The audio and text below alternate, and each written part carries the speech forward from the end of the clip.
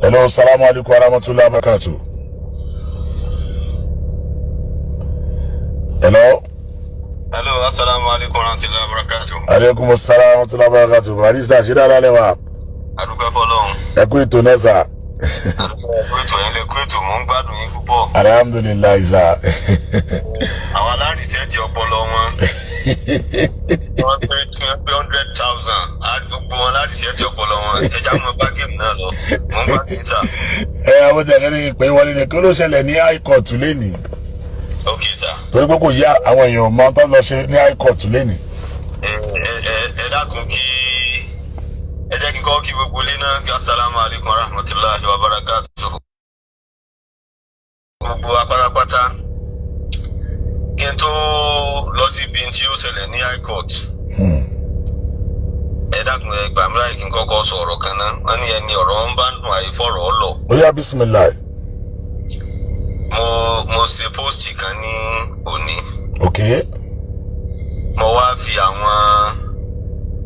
àwọn tó ń sọ̀pọ́ọ̀tì tààrọ̀ lọ́hùn lórí aburú yìí. Àwọn ọ̀gbọ́dọ̀ gbà máa ṣe lọ. Àwọn ìkà ò jẹ́ sí títí ẹ̀ bẹ́ẹ̀. Mo fi wé àwọn EndSARS. Torí pé àwọn ni wọ́n máa fẹ́ ṣe aburú tó wá sí ní jẹ́ kí èèyàn yẹ wọ́n lọ́wọ́ rẹ̀ wò. Ẹ bá wo àwọn EndSARS, èmi àti dókítà kan láti UI àti ń chaati lẹ́nu rọ̀lẹ́ yìí. Wọ́n á ní pé agitation wọn appeal sí mi rí in support wọn rí in ti lè support wọn láéláé. Ẹ sì ní kí wọ́n cancel ọlọ́pàá. Wọ́n á ní ṣé irú àwọn òkú làwọn tó tẹ̀ ń sọ pé àwọn SARS wọ́n intimidate wọ́n harass wọ́n humiliate irú àwọn èèyàn wo ni wọ́n. Then àwọn individuals ni tó wá sí pé àwọn individuals ni course of action wà ọ̀nà wà tí wọ́n fi lè get justice látọ̀dọ̀ àwọn ọlọ́pàá. Pẹ̀lú wa dúndùn pé ẹ cancel ọlọ́pàá.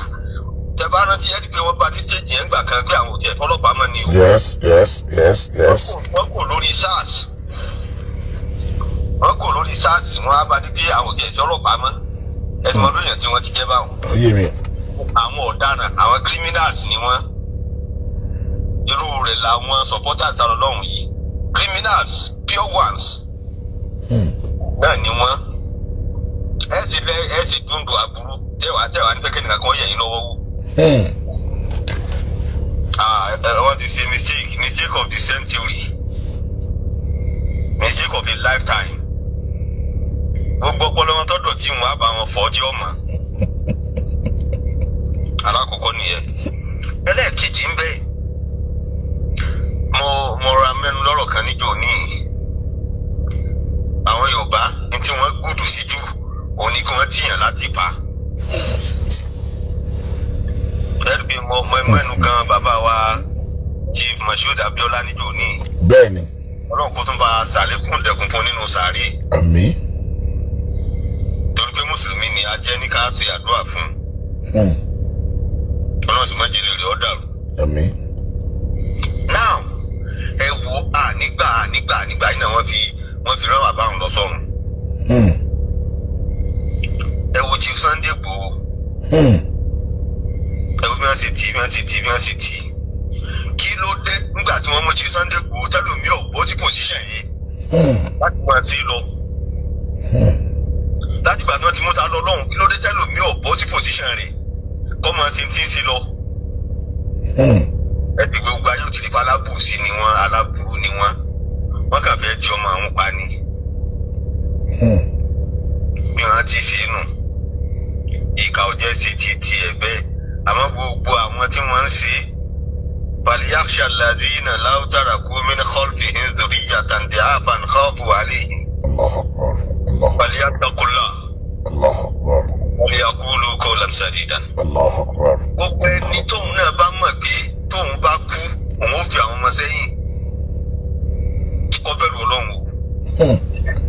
Kò sóbì kan tí ó máa ṣàdúrà káwọn ọmọ òun ó kú bí fọ́ọ̀hún. Kódà àwọn ọmọ rẹ̀ kódà kí wọ́n dàgbà. Tọ́lọ́run bá ṣe tán tí ọba gbá wọn mú lórí aburú sí ọwọ́ rẹ̀. àwọn yóò ṣe àdúrà kò sí nígbà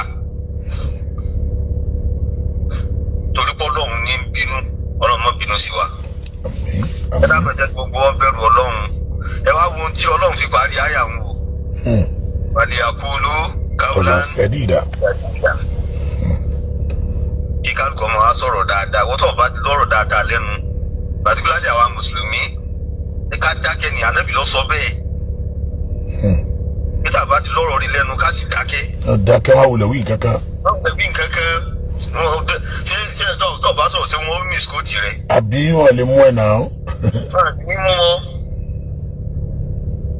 ẹ jẹ́ gbogbo bẹ̀rù Ọlọ́run o àwọn tí a ti dá ká máa fà á lọ yìí náà ni ó ti yá.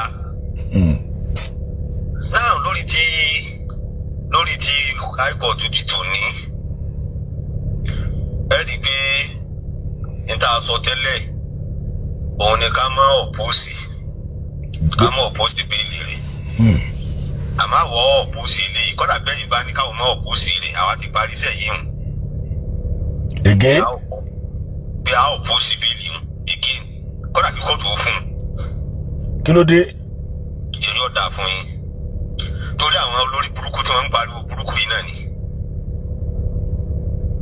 olórí burúkú ní tẹ́ni tí ọba yìí olórí burúkú ọmọ ọlọ́mọ wà lẹ́wọ̀n ní títí tóṣù mẹ́ta bọ̀ ẹ̀yin ká wá ní ẹ̀yin dáwó ẹ̀yin lẹ́yìn gba lọ́yà ẹ̀yin lẹ́yìn ṣe kinní kan kọ́fí máa wà ń bẹ̀ lọ gbére torí wọn gangan ni kọ́ lè mọ̀ pé kò rẹ ìjà wa a ti parí rẹ̀ bí bẹ́ẹ̀ bá pè wá ní dáyín lóhùn a ò pósì bẹ́ẹ̀lì rẹ̀ ẹni tó bá fẹ́ kú nù wọn kọ́ lọ kú ẹni tó bá fẹ́ bèbú kó bèbú ẹni tó bá fẹ́ ṣépè kó ṣépè kọ̀ọ̀ràn wá mo ti sọ yìí fún wọn. náà sẹ́rí alẹ́ alágbára ká lọ kóòtù lónìí ká sọ wípé ọ̀pọ̀ síbílì rẹ̀ kí kóòtù sì gírántì rẹ̀. àwọn tí kóòtù bá gírántì rẹ̀ lónìí náà àwọn cases kan bẹ tó ti dé mọ́lẹ̀ náà kò lè jáde. so high court kódà kẹ́ lọ Supreme Court ẹ̀ tún lulẹ̀ pọ̀ ní. wọ́n bá a dé Supreme Court wọ́n máa lulẹ̀ ni kìí ṣe nǹkan kan torí pé wọ́n ń ṣàbòsí ni àwọn sì ń ṣàbòsí fún ẹ tí wọ́n bá sì ń ṣàbòsí fún Ọlọ́run máa ń kún. alẹ́ ìbàyàn lórúkọ jẹ́ ẹ ṣe sọ́ọ̀rì ẹ̀yin wọn á múra gangan kò ní ṣe sọ́ọ̀rì ànígbà lọ́yà ẹja jọ ọmọ gbá géèmù ń lọ. now ọ̀dọ̀ èmi ò sí ní kóòtù àmọ́ bírífù mi ní tó ṣẹlẹ̀ àwa náà ti wo èmi náà ti wo fídíò lọ́yà Banks bí nǹkan sì ṣe lọ náà ló ṣe sọ torí pé àbọ̀ tí wọ́n fún mi ó wà in tandem pẹ̀lú nítorí náà sọ níbi interview tí wọ́n fún ẹ tí àwa ti kọ́kọ́ fẹ́ takò òun ni pé nígbà tí application kan ti wà níwájú magistrate court application fún bẹ́ẹ̀lì ta lọ lọ́hùn tó wà níwájú magistrate court tóun ọkọ̀ ọmọ ní on 30 tàbí wọ́n á fáìlì omi sí high court látàgbé abuse ni wọ́n á jẹ́ kó yé mi àwọn lọ́yàsì tí àwọn yòókù mi wájú yé pé tí high court yẹn ni wọ́n kọ́kọ́ fáìlì kí wọ́n tó fáìlì ti magistrate court yìí èyí mo ti sọ di magistrate court di abuse of court process ó ti di àbùkù ẹ̀ ń tàbùkù judicial process ní wọ́n ń ṣe nù o ẹ wá fẹ́ ká dákẹ́ níbo ni wọ́n ti ń ṣe irú rẹ̀ sí ìlú èkó tẹ̀ ń kílèmù pé tẹ́ ń gbé sí rádaràdà rádaràdà tẹ́yìn sí yìí ni wọ́n ń ṣe lọ́hùn tí ẹnìkan lè ṣerú yìí tí wọ́n ń ṣe yìí lọ́hùn kọ́mọ́ ti gbóòórùn ara rẹ̀ àmọ́ social media ṣẹ̀mọ̀ pé ó ti sọ ayé dìdàkudà ilẹ̀ sọ pé ẹnìkan jókòó sínú kitchen ẹ̀yọ́ kan bọ́ sí èlò ni wọ́n ń ta Android phone nísìn ní àbá ní 30,000 lọ́wọ́ yóò rí Android phone bí àyè ó sì ṣe fídíò ó ti di tájà tẹran káàkàn bọ́ sí kọ̀rọ̀ kan bẹ́ẹ̀ tí mo wí ó sì ṣe fídíò káàkàn jù síta.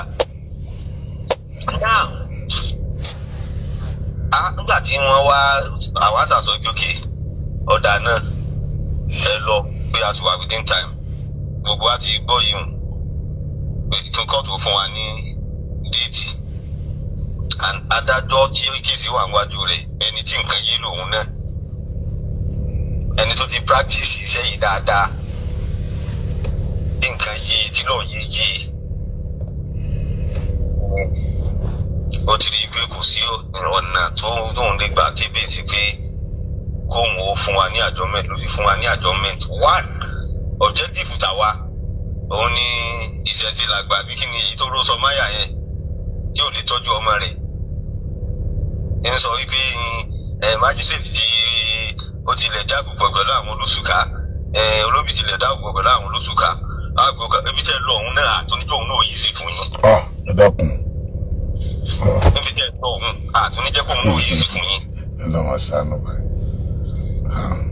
wàlláhì ètò àwọn reasons tàbí takò nù. torí pé tá a bá jó ìsìnkú ta kàn sọwọ́ lẹ̀ wọ́n mọ̀ á sẹ́nu nísìn. nǹkan àti sọ fún yín májísrèètì ń tilẹ̀ dáàbòbò ní olóbìnrin dáàbòbò mọ́ wọn ní nígbà tá a dáìkọ̀ ní sísàárì ìgbà wọn à ní sọ̀rọ̀ lọ bí pé torí pé àtakò ń ní. Okay, for whatever it is what àtakò á sì takò náà nù. Now court ti wá adjourn sí 2nd November they can file the counter tiwa títí Monday. Tàbá file the counter affidavit tiwa títí Monday tó bá di on 2nd káwá move application ẹ̀kan á move application wọn. Tọ́ ìyókù ọwọ́ court lọ́wọ́ yóò rúlu ńjọ́ òun ní yóò tún adjourn fún ruling ní báwọ̀ ọmọ yìí hùn. Adájọ́ tí tọrọ wà níwájú rẹ̀ àtọlọ́hún àwọn nìyí hùn lọ́dọ̀. Àwọn náà ló ní jùlọ. So àwọn ìsinsìnyí àwọn wọn they are irritants. Àwọn tí wọ́n máa ń rí yẹn lára náà làwọn yẹn. Ẹ̀ka tó kó yé wọn pé gbogbo dáadáa tí wọ́n sọ kò túrú nǹkan kan lára tiwa wàláhì kò túrú nǹkan kan lára tiwa. Láti tó ń lọ bí òkè fún tìtò níyì. Àníjẹ́ kó lọ. Àníjẹ́ kí mátà wọn proceed lónìí. Àgbáyérò ọ́fíìsì mi lọ́wọ́ àti àwọn àtẹ̀tún ní kéèsì mi níbẹ̀. Pé ká kàn sẹ́ndì signal tí wọn ká sẹ́ndì mẹ́sẹ̀gì sí wọn.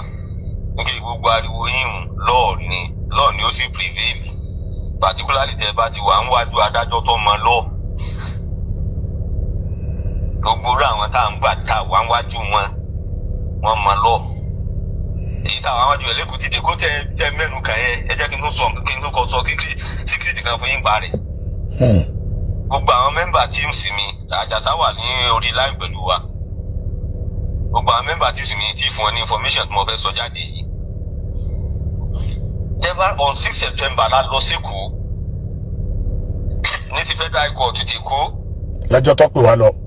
Lẹ́jọ́ tí wọ́n pè gbogbo àwọn bàbá chief imam gọ́vnà májísírèètì. 6 September yẹn gangan ni adájọ́ yẹn sọ fún wa pé káwá àdírẹ́sì lórí jurisdiction. Ó wá jẹ́ vacation judge. So ìgbà tó di 26 September tí wọ́n adjourn sí àwa wà lẹ́kọ̀ọ́ ọdún wa lọ sí nǹkan pẹ̀lú malam àwa dúró fún kéèsì yẹn 24 ní tá a lọ sí àwa dúró fún kéèsì yẹn di 26. Ká tó realize pé kóòtù ò jókòó torí pé ẹni tó jẹ́ vacation judge ó ti resume gbogbo àwọn other judge sì ti resume àwọn kéèsì tí wọ́n bá sì file láti kó vacation kì í sóhun náà máa gbọ́ lọ torí pé òun láwọn kéèsì jẹ̀ tí ń gbọ́ àwọn yìí wọ́n ẹ̀sẹ̀ pin fún àwọn judges yòókù ni so títí wa yìí náà wà nù rẹ̀ lónìí wọn àti ìfún wa ní déètì. Náà fún tí mo wá fẹ́ sọ ni pé lọ́ọ̀yà tó wá jẹ́ ọmọ tó jẹ́ ara wa tó sọ̀pọ́tì wa tọ́jú ọmọ bàbá alájà àgbà lọ́hùn-ún ta ní kọ́ ọmọ bá a ṣe follow up ta kó pépà tiwa tá a fáìlì fún ó lóun ò rí wọn sáàbù títí di nǹkan bíi ìjẹrin ó ní wọ́n ń sá láti gba sáfíìsì prósẹ́sì tiwa. Àwọn kan náà gbẹ́jọ́ lọ ni. Àwọn wọn gbẹ́jọ́ lọ o. Wọ́n tún wá ń sá. Ètò ìsọ yìí àwọn yòókù mi ò tí ì gbọ́. Gọ́ọ̀mẹ̀ntì bírífù wọn. Àwọn ẹgbẹ́ tó lọ wọ́n wá ń sá tòun ti wá sí ó ti sọ ìgbésẹ̀ tó fẹ́ gbé fún mi ní sọ fún wọn torí fi ìdágbàlagbà kì í jẹ̀kọ́ àti lọ́wọ́. Ọlọ́mọ mọ̀ mú wa báyọ̀ ọlọ́mọ ṣáánù. Mo sì ní kó proceed kẹ́ńtẹ́ fa wàhálà ni a fún yín ní ìtẹ̀ níbi ìjẹ tán. Bàbá wọn fa wàhálà mọ́ kò sí wàhálà mọ́ ẹ dákun. Ìgbé ìtẹ̀ níbi ìjẹ tán a kó sọ́kọ̀ kan yẹn. Dákun wọn fa wàhálà mọ́ ẹ dákun wọn fa wàhálà mọ́. Aleykum salaam.